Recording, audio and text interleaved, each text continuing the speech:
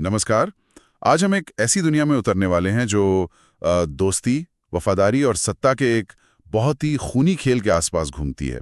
हम बात कर रहे हैं प्रशांत नील की फिल्म सालार पार्ट 1 सीज फायर की। बिल्कुल। और हमारे पास जो जानकारी है वो इस फिल्म की कहानी, इसके कैरेक्टर्स की जो उलझने हैं और खानसार, वो जो काल्पनिक बेरहम दुनिया है, उसका एक पूरा नक्शा सा पेश करती है। हाँ, और एक टाइमलाइन भी है जो काफी जरूरी है समझने के लिए, है ना? हाँ, बिल्कुल। वो टाइमलाइन किरदारों के आज और उनके आने वाले कल को समझने के लिए बहुत जरूरी है। तो हमारा इरादा यही है कि जो भी एनालिसिस हमारे पास है और कहानी के जो इम्पोर्टेंट मोड़ हैं उनको सामने लाएं।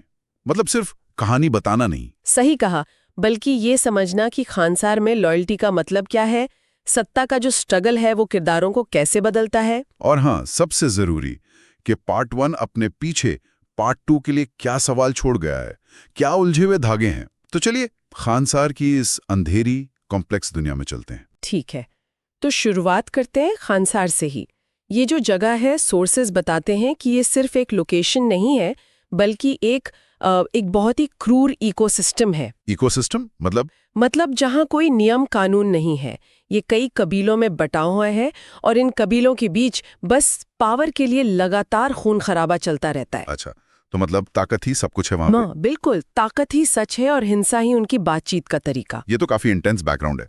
और इसी माहौल में साल 1985 में कहानी की असली नींव पड़ती है। 2 टीनेजर दोस्त, देवा और वरदराज मन्नार। हाँ, और वहीं वो एक घटना होती है जो उनके रिश्ते को हमेशा के लिए डिफाइन कर देती है। जानकारी के हिसाब से वर्धा का कुछ लोग अपमान करते हैं और देवा न सिर्फ उसे बचाता है बल्कि खून की कसम खाता है कि वो हमेशा, चाहे कुछ भी हो जाए, वर्धा की हिफाजत करेगा। ये तो काफी भारी कसम है, खासकर उस उम्र में। हाँ, और ये सिर्फ एक बचपन का वादा नहीं है, ये एक ऐसा बॉन्ड बन जाता है जो खानसार के इस बेरहमी के बिल्कुल उलट खड़ा दिखता है। लेकिन सवाल वही है, क्या ये वादा उस क्रूर रियलिटी में टिक पाएगा? खैर, ये तो कहानी के साथ पता चलेगा। अब आते हैं प्रेजेंट में। देवा, प्रभास का कैरेक्टर। हाँ, देवा बड़ा हो गया है और खानसार से बहुत दूर एक आम मैकेनिक की जिंदगी जी रहा है। बिल्कुल शांत, गुमनाम। पर क्या वो सच में शांत है? सोर्सेस क्या कहते हैं? वो कहते हैं कि ये शांति सिर्फ ऊपर ऊपर है। उसके अंदर एक अजीब सा कॉन्ट्रडिक्शन है। बाहर से शांत, पर अंदर जैसे कोई तूफान दबाओ। लोग उससे थोड़ा हिचकते हैं बात करने में। अच्छा, इज्जत भी करते हैं और डरते भी हैं? ऐसा कुछ? हाँ, बिल्कुल वैसा ही। जैसे उसका पास्ट, वो खानसार की हिंसा उसके साए की तरह साथ चल रही है, चाहे वो कितना भी छुपाए। ये डुअल नेचर उसके किरदार को काफी मिस्टीरियस बनाता है। और इसी शांत सी दिखती जिंदगी में हलचल तब होती है जब आद्या, श्रुति हासन का कैरेक्टर आती है। हाँ, आद्या, वो एक पावरफुल बिजनेसमैन की बेटी है और अपने पिता के दुश्मनों से जान बचाकर भाग रही है। और वो पहुंचती है सीधे देवा के गैराज में। बिल्कुल। और यहीं से देवा, जो खुद को सबसे एकदम दूर रखता आया था, वो न चाहते हुए भी एक बड़े पचड़े में फंस जाता है। यहाँ शायद उसका एक सॉफ्ट साइड भी दिखता है, रोमांस का एंगल। हाँ, सॉसेस इशारा करते हैं कि यहाँ हमें उसके कैरेक्टर का एक नरम पहलू दिखता है, शायद रोमांस की एक हल्की सी उम्मीद भी, जो उसके उस हार्ड बाहरी कवच के नीचे है। लेकिन कहानी का जो मेन फोकस है वो तो वापस खानसार में ही है। जहां देवा बाहर है, वहां खानसार में पावर स्ट्रगल एकदम पीक पर है। सही कहा।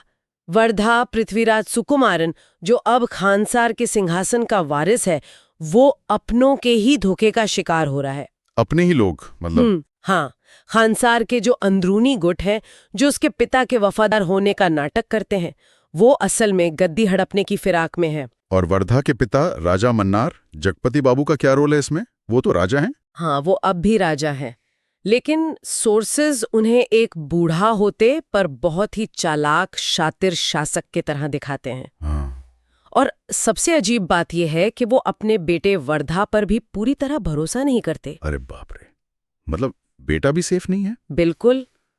सत्ता की इस शतरंज पर हर कोई प्यादा है और हर कोई खिलाड़ी भी। कोई किसी का सगा नहीं लगता। तो दुश्मन सिर्फ बाहर नहीं, घर के अंदर भी हैं। ये खानसार की पॉलिटिक्स की कॉम्प्लेक्सिटी दिखाता है।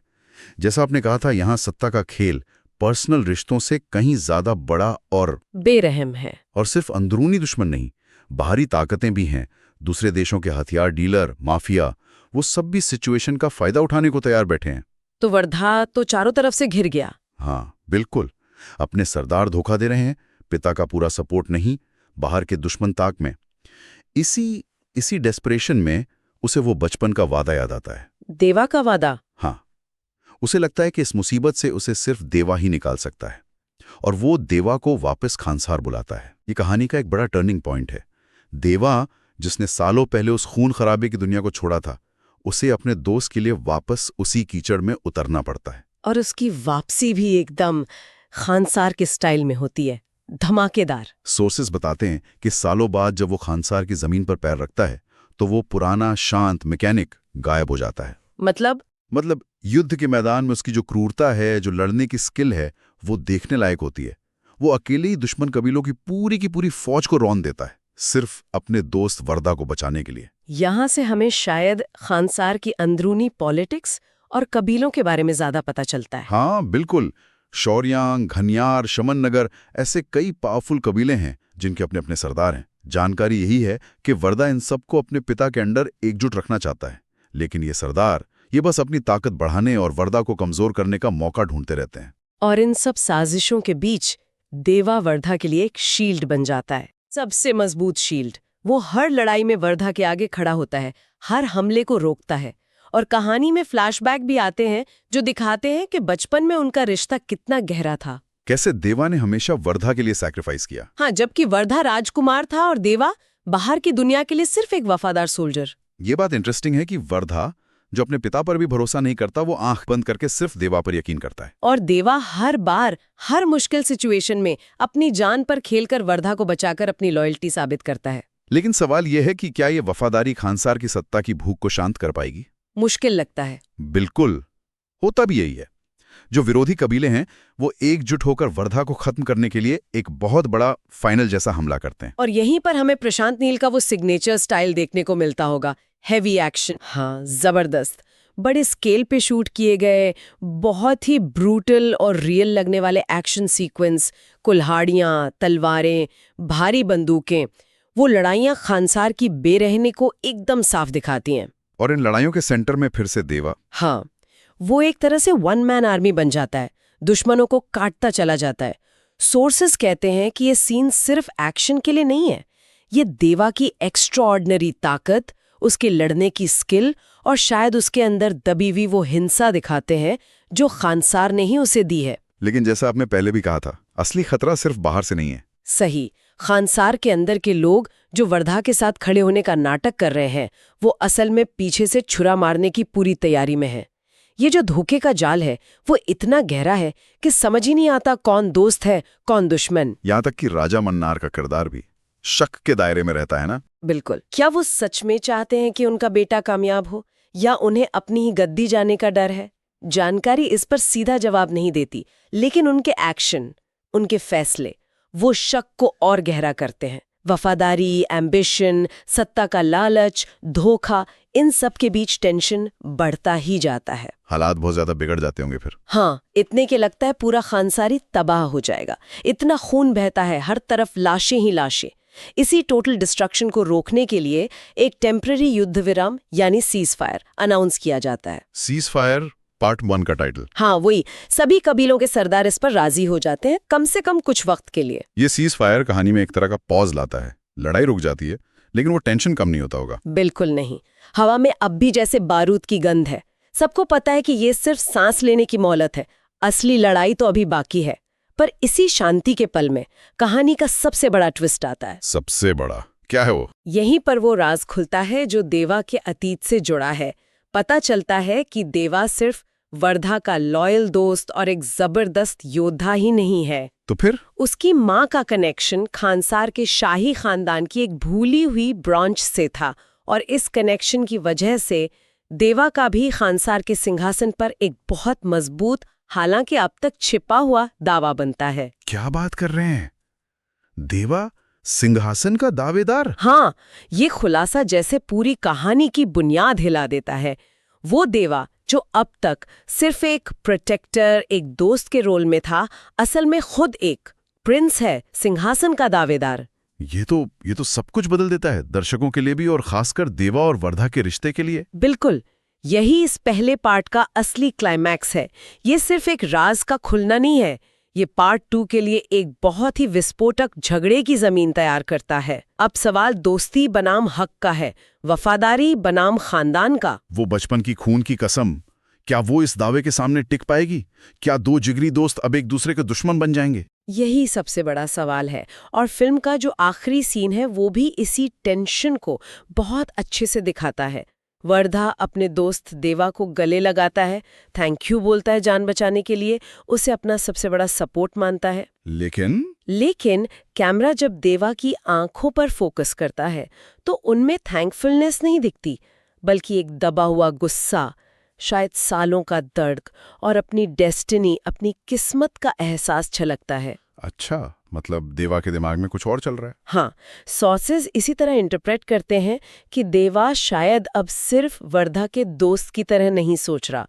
उसके मन में क्या है ये क्लियर नहीं है, लेकिन उसकी आंखों में भविष्य के टकराव की आहट साफ दिखती है। और फिल्म यहीं खत्म हो जाती है। हाँ, पार्ट 2 के टीजर के साथ, जिसका नाम है शौर्यांग पर्वम। शौर्यांग पर्वम? शौर्यांग तो एक कबीला था, है ना, पावरफुल वाला। हाँ, सबसे पावरफुल कबीलों में से एक। तो नाम से लगता है कि शायद अगले पार्ट में ये कबीला कहानी के सेंटर में होगा।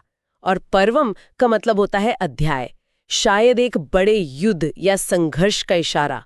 तो अगर हम इस पूरी बातचीत को समेटें, जो जानकारी हमारे पास है, उससे मेन टेकअवेज क्या है? पहला तो देवा।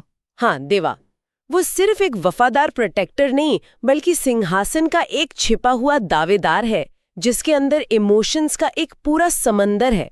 दूसरा, वर्धा वो दोस्त जो धोखे से घिरा है और शायद उसे अपने सबसे बड़े वफादार से ही सबसे बड़ा खतरा हो सकता है, बिना ये जाने हुए। बिल्कुल।